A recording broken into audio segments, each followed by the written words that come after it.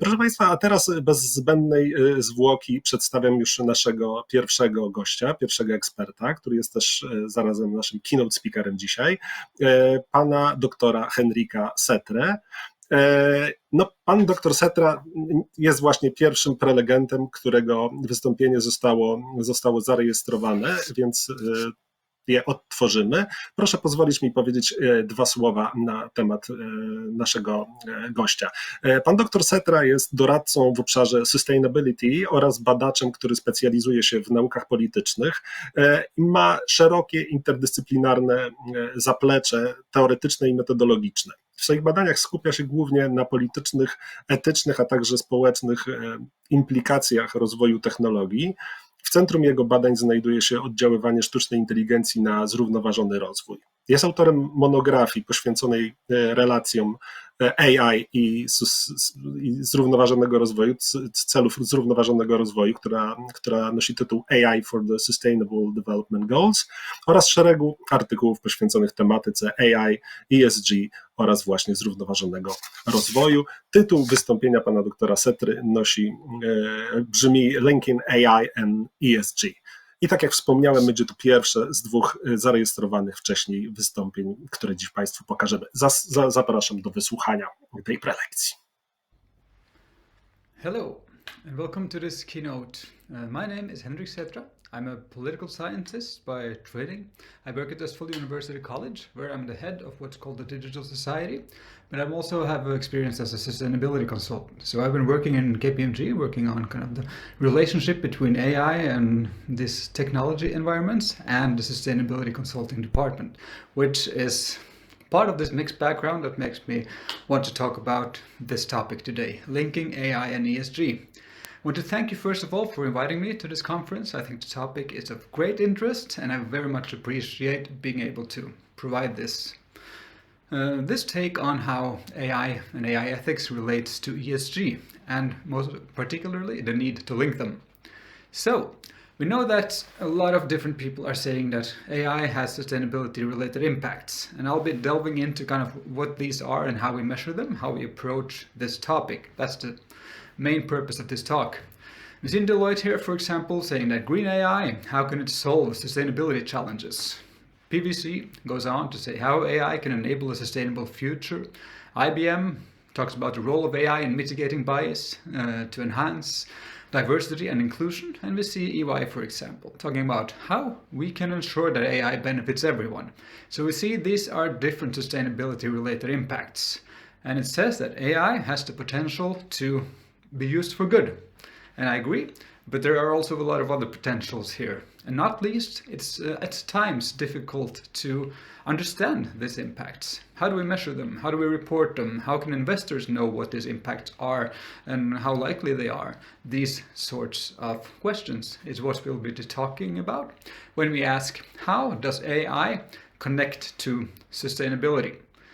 Not just sustainability as this kind of broad, undefined term that everyone is using in different ways, which has led to a situation in which the term itself loses some value. So we need to define, we need to make sure that people understand what we're talking about when we say sustainability. So the three concepts of interest today are mainly ESG, AI ethics, and sustainability, or sustainable development, if you want to. We'll get to that shortly. How does these three relate? I'll argue that they are all important, but they are different and they have different benefits to provide. But we need to bring them all together and we need to use them, the different approaches, for what they're best for. So we'll be bridging the gap. At least we'll be discussing one potential way to try to bridge this gap. Where we have AI ethics with this kind of ethical, regulatory, and policy implications that arise from the development and use of AI. And we have ESG with this focus on environmental, social, and governance, this more market-oriented approach to what is arguably largely overlapping with the concept of sustainability. So we'll get to this shortly. First then, we'll start with AI ethics, but I won't be using that much time on this concept today. But we'll kind of need to make sure that we understand what AI ethics can provide, what it can be useful for, and what its role in this overall picture is. In a recent article with John Danaher, we wrote that there is much confusion today. The design AI ethics is used to answer questions such as the design and use of autonomous systems in general, both weapons and other systems, machine bias, privacy, surveillance, governance, the status of intelligent machines, automation and unemployment, and even space colonization. Right? So all of these topics are often kind of just jumbled together into something referred to later on as AI ethics. So it's becoming a sort of difficult term and concept to use. And its popularity, kind of the popularity of AI in general, makes AI ethics highly attractive for people that want to kind of get attention and get their message across. Because AI ethics is big, because AI is big these days. But this also kind of distorts and kind of undermines some of the value of AI ethics. So we encourage people to ask kind of what is really AI specific.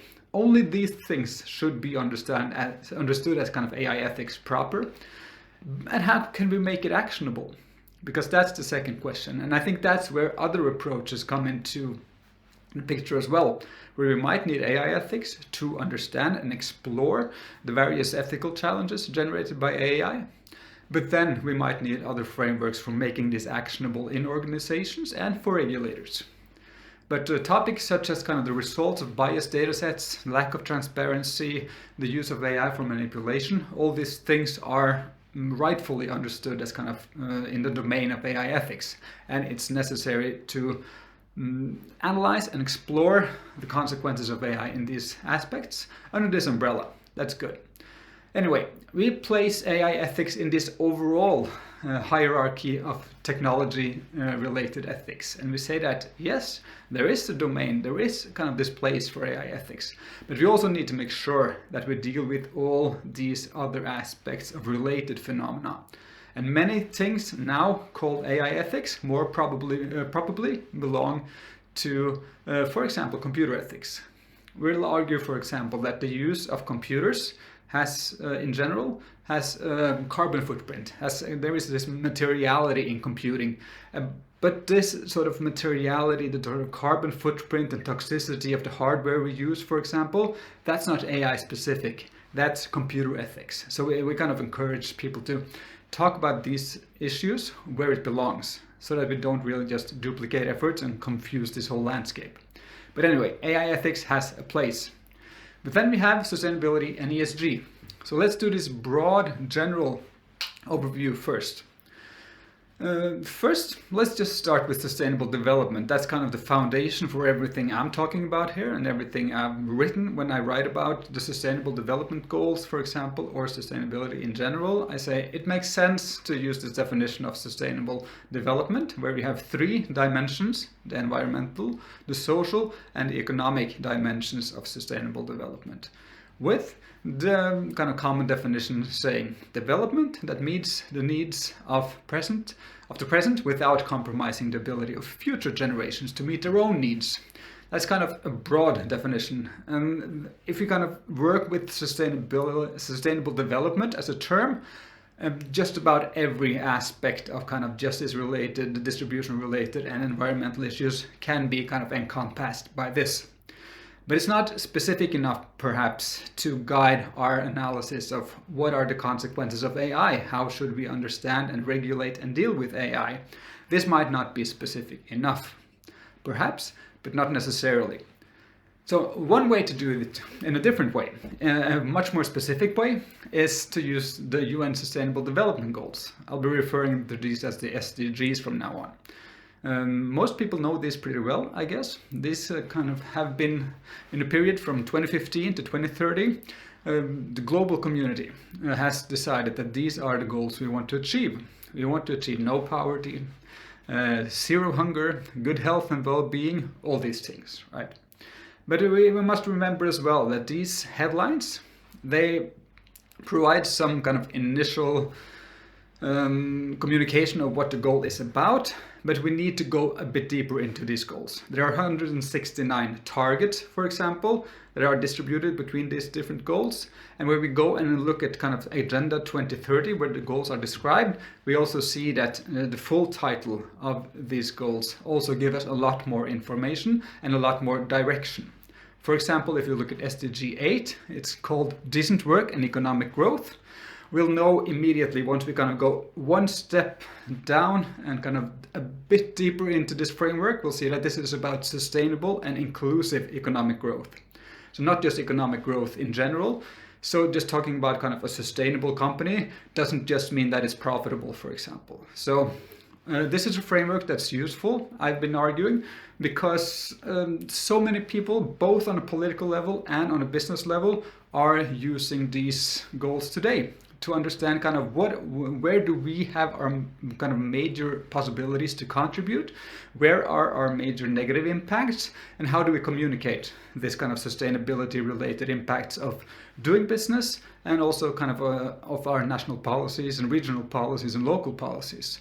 And because of this widespread dissemination of these goals, I've been arguing that it's useful to use this as a framework for understanding where are the implications of our use of AI. How can we kind of go about trying to figure out where our impact is and what our impact is. And I've been writing about this, and I'll be getting back to this in a little bit as well. I know a lot of people think that these goals are insufficient, they're highly political, they're limited in scope, and all these things. And I agree, they are. They are limited, they are not perfect, but still, I'll argue that kind of the mainstream acceptance of these goals makes them highly effective for communicating and kind of being used as a framework for sorting the different impacts of our use of AI. So it's not perfect, definitely not perfect, but still useful.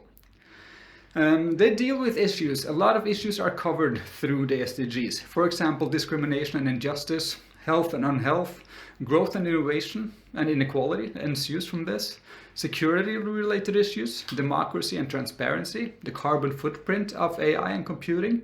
All these things are covered through these 17 goals. So they are able to cover most of the topics that are covered in AI ethics, but not all.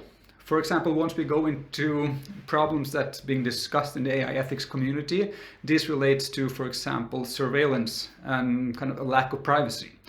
These negative impacts related to this, and they are not really specifically covered in the SDGs. So there are some blind spots, and there is some need for, not necessarily blind spots, because you could argue that these goals are based on human rights, for example, which again provides rights to privacy and these things. So indirectly they are covered, but not directly. So I think there are some blind spots that we need to kind of keep in mind so that we can complement this framework if we use this as our approach to AI. Anyway, the goal then of this approach, using this approach to AI, I think it has benefits in terms of this fundamental emphasis on things such as promoting access to and fair and equitable sharing of benefits of different kind of progress and different technologies. Also, they write about kind of supporting economic development and human well-being with a focus on affordable and equitable access for all. It says this in SDG 9, which is about innovation, for example. And this kind of affordable and equitable access for all, this highlights some of the deeply problematic aspects related to who owns data, who owns the infrastructure, who has access to the computing resources needed to use AI the way we do today. So the SDGs are useful for approaching these sorts of questions. At least that's what I argue in my book about this. But this is one. We have sustainable development now, we have the SDGs, and then the last concept here was ESG. So what's this? This kind of acronym has become increasingly popular, and some of the major consultancies are now saying that instead of kind of having a sustainability consulting division, they now have an ESG advisory, for example. For example, in KPMG in Norway, where I've been working, they now call this division the ESG advisory. ESG stands for environment, social and governance. So we see that we have the environmental dimension here, we have the social dimension here, but instead of the economic dimension of sustainable development, that framework from 1987, we have the governance framework here, which relates to kind of what sort of government structures do we have in our company, these sorts of issues. And it's important to note that this is a highly market-oriented approach to sustainability. Traditionally been seen as this kind of non-financial reporting, where companies, the large companies in markets, kind of exposed to investors in markets, they have to provide financial reporting. That's kind of a given, and that's relatively straightforward now. And there are kind of clear guidance and rules for how do we communicate and report on our financial processes and values and risks and these sorts of things. But the investors want more, markets want more, and the broader stakeholder, the community in general, and users and consumers, everyone are now requiring more information. And this is often referred to as non-financial reporting, the ESG framework. But I'll also say that a lot of what's being reported through ESG reports and strategies and this kind of focus is highly financially relevant. So it's, yes, it's not about kind of numbers directly, but it is definitely financially relevant and part of the kind of complete financial kind of reporting and the reporting structure of a company. Anyway, this is gradually taking over in some areas, at least, for sustainability as a concept. It might make sense because sustainability has become such a kind of broad and almost diluted concept, but still ESG is limited in that it is market oriented and it has to be complemented by other kind of more traditional approaches to financial reporting, for example. But still, it's useful and it's possible for us to see also how this relates to the SDGs. Under the environment, for example, we have these goals such as 6, 7, 9, 11, 12, 13, 14, 15. These all have targets and kind of sub-goals that are relevant to the environmental dimension. Moving to the social, we see that a lot of the SDGs will be categorized under this social division if we use the ESG framework. We have 1, 2, 3, 4, 5, 6, 8, 9, 10, 12, 16 that are most appropriately placed here. But we'll also see that a lot of these economic issues, economic goals, are placed here under the social umbrella. So we have economic growth and innovation. We have this SDG 16, for example, related to transparent institutions and peace and justice. We have this placed under social here. So it's kind of a little bit of tweaking must be done in order to kind of make this fit with SDGs, but it's perfectly workable. It's doable. And finally, we have the governance dimension, which is also possible to link to SDGs, but this is a bit more artificial. Anyway, we don't really need to mix the two, but I think my main point is it's useful to combine an approach that focuses on kind of using the SDGs for figuring out what to look for, while we can report this in the ESG context. We can use kind of ESG frameworks to report what we find through approaching AI with the SDGs. But then, kind of, I said just what we find, but how do we find what our impact is? How do we explore this? How do we understand this? And this is important for companies that want to understand for themselves what are our impacts. How can we make sure that we have a better overall impact? How can we ameliorate or reduce our negative impacts? And how can we pursue possibilities for having even better impacts? This might be good because a company wants to do good, but it's definitely also becoming good because this creates market opportunities. And not doing so definitely puts companies at risk. And investors are increasingly aware of this and increasingly requesting information related to ESG, which is why this ESG framework is becoming more and more relevant. Because companies, in large part now, needs investors and markets. Not really the big companies, perhaps right now, but all startups, for example, in need of capital, will need to present an ESG strategy and ESG reporting, kind of having a framework for understanding and communicating their environment and social and governance-related impacts related to AI. And my argument is that current frameworks are lacking, so we need something more to make this happen, and translating AI ethics and this kind of understanding the consequences with how to communicate them and use them actively in our businesses. So this has been the purpose of several of my articles and this book that I wrote that's called AI for the Sustainable Development Goals. I'll be doing this really quickly, so I'll just be going through kind of one of the main questions I ask in this book is, what is your net impact? How do you kind of go about finding out what your impact is?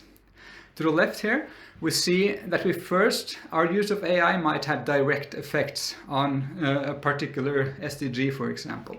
Let's say we take education as an example. If you use AI in a way that actually enables the reaching of SDG 4 with the quality education for all, then you can expect really kind of heavy and influential and important indirect effects on goals such as reducing inequality, perhaps also increasing health and all these things. So reaching one goal will almost inevitably involve also indirect effects. So I discussed this in the book. Kind of each goal has a ready kind of set of connections to other goals. So we might not try to just say that it's important not just to say that we influence all goals, for example. Make sure you find out which are the key goals that you target, and then you can also communicate this will also have ramifications for example. That's the first part, and then we have the 3 levels of impact. Because our use of AI can have consequences on a micro level. That relates to individuals. Does it, for example, in SDG 13, does it provide individuals with means to monitor and reduce their carbon footprint, for example? On the meso level, that's the group or kind of larger than group level, but not kind of national or global levels. Does it make companies, for example, does it provide companies with means to reduce their impacts? Does it make adaptation efforts locally more effective? Does it increase energy effectiveness of data centers, availability of clean energy, those kinds of things? And then we have the macro level. Does it generate new knowledge required to face climate-related challenges? Does it optimize energy policies and regulation? So it's these kinds of consequences we're talking about here. And in the book, I have a lot of different guide questions, if you want, that you can use to kind of ask these things. So this is just one example related to SDG 13. On the left, we have the positive effects. On the right, we have the potential negative impacts. And then there are some guide questions. For example, does it provide individuals with means to monitor and reduce carbon footprint? On the meso level, does it make adaptation efforts more effective? Does it provide companies with means to reduce their impacts, increasing energy effectiveness? And on the macro level, does it generate new knowledge required to face climate-related challenges, for example? Meaning that we can use AI effectively for climate change mitigation and adaptation. And then we have the ripple effects, the positive ripple effects and the negative ripple effects. And also we have other goals that impact climate change and kind of climate action. So on the bottom here, we see the goals that most directly will contribute to indirect effects on climate change and SDGs 13. And to the left, we have the goals that will be impacted also most likely if we have positive impacts here. And on the downside, does AI, for example, introduce moral hazard by nurturing the idea that technology, such as geoengineering, can fix the problems we face? Meso, does it provide unequal access to adaptation measures and different geographies and localities? Does it allow the advantage to influence and engineer the climate in ways that benefit them and hurt others? And finally, does it generate emissions just using AI, for example? So these are kind of one approach. But before closing, I want to kind of end by discussing this overall picture now, because I'm discussing kind of what is ESG, what's the sustainable development goals, what's sustainable development, and AI ethics. And then we kind of need to bring this all together. So I'll argue that there is a need to connect AI ethics and ESG. And I think that an increased ESG focus on kind of this working with AI ethics can be beneficial and it can help direct analysis and align incentives between stakeholders and the community in general, what we want as societies and what businesses are doing. I think AI sustainability impacts relates to and equates to company and investor risk. I also think that transparency and openness leads to less risk. I think that less risk leads to access to capital. So I think there's definitely this kind of mutual benefit and this win-win if we manage to communicate AI ethics insights in the ESG framework and connect these on some level. So my final article, which I will be closing with today, is about just that. And I call that the AI ESG protocol. It's available in Sustainable Development, that journal, and there's a website for it that you can find if you want to. But I'll just briefly be discussing here what this protocol is and what I hope it might be. It can be shown in this by this cube first, where we have the dimensions to the bottom right, which is environment, social, and governance. These are the dimensions that we need to keep track of. We have 3 scopes of impact, which I'll return to shortly. And I also say that when we deal with AI and data-intensive companies, we need to consider the capabilities of a company, which are kind of the competencies, tools, methods, and processes related to developing AI systems and gathering data. These are the capabilities of a company that relates to AI impacts. You have the assets, which are existing algorithms, systems, the data, entity controls, and this includes, for example, specific data sets or a social network platform. And then we have the activities, how capabilities and assets are actually used in ways that exposes the company to risks and opportunities in markets.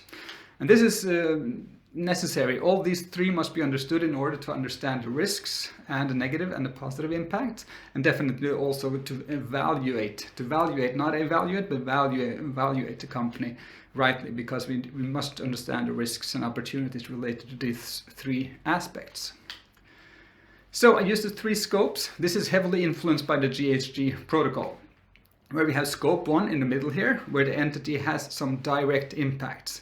But what I do here is that I use these 3 scopes, but I include more than GHG emissions, also environmental, social, and governance issues in all these 3 scopes. So in the scope 1, we have what you build, own, operate, and the actions you take at home.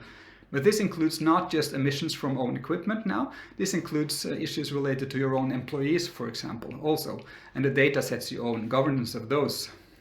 And then you have the upstream that I call on the left here, which is what takes place kind of before you start using your the assets and the capabilities and the actions you do. Scope 2 is the indirect impact of what you directly source, and you have scope 3 back there as well, which relates to the indirect impact of your activities. So scope 3 will mainly be downstream, how people use your solutions, for example, but also how your activity creates indirect impacts upstream. So that's kind of, this is using the GHG protocol straightforwardly, pretty much.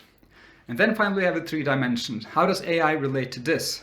First, you could say climate change, energy and emissions, for example, scopes 1 and 2, AI for mitigation and adaptation, mainly scope 3. These are the sorts of things you'll be discussing in this category. Nature and biological diversity, resource use, toxicity, waste, circularity, and new materials. On the social dimension, you have things such as employee satisfaction, supply chain issues, and human rights. Are workers in your supply chain, for example, exposed to horrendous material on social platforms? These sorts of things you need to kind of figure out. And then you have the governance related issue that's often overlooked in some of the less structured AI ethics approaches. You have AI governance as part of broader governance structures in the company. You have ethical AI guidelines and policy, for example. You have board composition, competencies, AI strategies and policies, all these sorts of things. And also materiality analysis, maturity and risk assessments. But this protocol is intended to go with, for example, TCFD protocols, these sorts of things. The protocol structure is described in the article, and I won't be going through that now, but this is being developed now, this sort of questionnaire that allows companies to kind of go through this different dimension and the different aspects and answer out what do we have, what do we know, what don't we have, what don't we know, in order to kind of approach this in a meaningful way. So the final slide for me today is one where I kind of try to make sense of this whole thing. I hope it's understandable, but at least this is kind of what I want to kind of get out of this. Is that we have 3 levels here, 3 key levels that I think are important to understand for what we're discussing. We have the political level, we have the market level, and we have what I call ethics here, which is academia and ethics mainly. But also ethics in companies, of course. We have general frameworks and we have AI-specific frameworks. And on the political level, we have things such as GDPR, the EU taxonomy, and CSRD, the Corporate Social Responsibility Directive, Sustainability Reporting Directive. And on the AI-specific level, we have, for example, the American AI Bill of Rights, and we have the AI Act in Europe now, for example, that are real specific to AI, But that must be seen kind of in conjunction with the other general frameworks. These things must go together. On the market level, we have frameworks such as GRI, TCFD, the GHG protocol, all these kind of general frameworks and standards for mapping and reporting and understanding sustainability-related impacts. And then we have things such as, for example, the AI ESG protocol. And there might be others, of course. And this is also intended to go with other frameworks. On the ethical level, this is where we kind of try to figure out and try to understand and map the different possible consequences. The other domains of ethics, environmental ethics, social ethics, all these things. And then we have AI ethics, which is what's really specific for AI. My key point there then, my conclusion is that we need to make sure that we see all these three levels in conjunction, and that we also have a really good eye to kind of how these things, the general and the AI specific, plays together. And my work with the AI ESG protocol is an attempt to do just that. Let's hope it's successful, or at least an inspiration for starting to work in this way. So that has been my presentation, and once again, thank you very much for having me today. So have a great rest of the day, and I look forward to answering some questions. Bardzo dziękujemy panu doktorowi Sætrze za jego znakomite wystąpienie. I proszę państwa, tak jak wspominałem wcześniej, miałem przyjemność zadać panu doktorowi jedno pytanie dotyczące właśnie obszaru, którego dotyczą jego badania, i serdecznie zapraszam do wysłuchania odpowiedzi na to pytanie. Hi, Henrik. Thank you very much for your inspiring talk. And as we are running out of time, I can only ask one question. So there are different ways in which compliance with ethical or ESG-related requirements concerning AI could be ensured. For example, through regulation, through self-regulation, but also through the ESG reporting. And the question is, do you think that all these mechanisms, of course, if implemented, would be enough to protect us against all socially and environmentally harmful impacts of AI? Yes, well, the easy question will be no, I guess. It's not enough to fully protect us against all harmful impacts, but I think we're kind of getting to a point where we're kind of seeing some progress, I think. In terms of environmentally harmful, as you mentioned, I think this must be the domain of regulation and markets primarily, kind of factoring in externalities, shadow pricing, emissions, these sorts of things.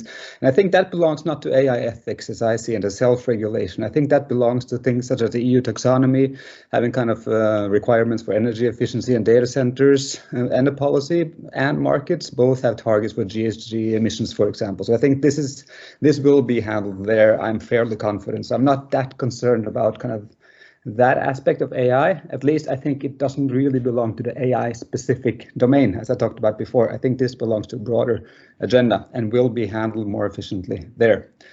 Socially harmful, that's kind of a bigger can of worms, I think. There's a combination there, I think, but I think in general markets tend not to fix socially harmful impacts. I think kind of history has shown that self-regulation and markets will not fix all socially harmful impacts by themselves.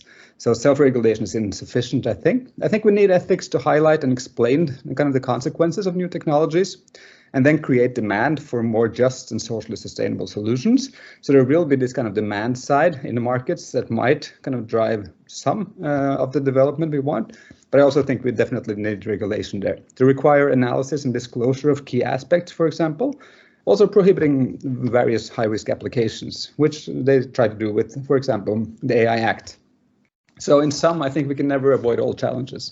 But I think we're beginning to see a landscape where we're dealing with the main challenges more effectively than we have done before, at least, because this has been, in my opinion, an under-regulated sector, which is kind of mirrors Zuboff and surveillance capitalism and this kind of portrayal that this was totally unregulated. I think it hasn't been totally unregulated, but under-regulated at least. So I think we're beginning to get somewhere there. And I think also the EU approach of kind of a precautionary principle was something I like, as opposed to the EU more kind of risk-based and then kind of having reparations if something is done wrong.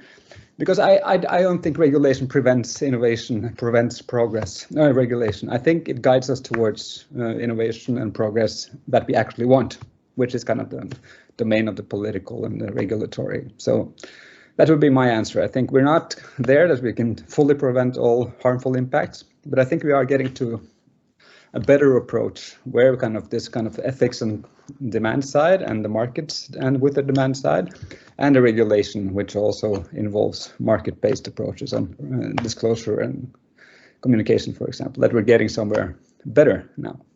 Yeah. Great. Henrik, thank you so much for being with us. It was great to meet you. Great talk, great interview. Thanks a lot. See you soon. Thank you very much for having me. It was a pleasure. Thank you. Bye. Proszę Państwa, bardzo dziękujemy raz jeszcze panu doktorowi Henrikowi Sætrze za jego wystąpienie. Wszystkich Państwa zainteresowanych dorobkiem pana doktora zachęcam do lektury mojej rozmowy z nim, która ukazała się na stronie Centrum Etyki Technologii. Serdecznie zapraszam do zapoznania się z tym materiałem.